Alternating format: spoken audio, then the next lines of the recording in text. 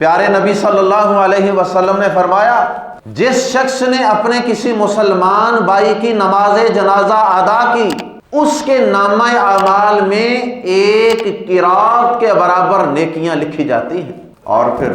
پیارے نبی صلی اللہ علیہ وسلم نے خود ہی اس کی وضاحت بھی فرما دی، فرمایا کہ القرات مثل احد،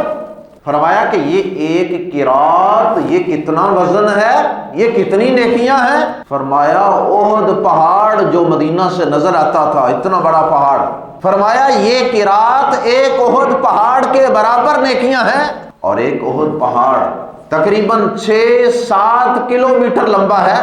اسی طرح اس کی چوڑائی اور اس کی اونچائی اور اس کی زمین کے اندر گہرائی، ان سب چیزوں کا اندازہ کریں کس قدر نیکیاں ایک مسلمان کے نامہ اعمال میں درج ہو جاتی ہیں جب وہ اپنے کسی دوسرے مسلمان بھائی کی نماز جنازہ ادا کرنے کے لیے جنازے میں شامل ہوتا ہے۔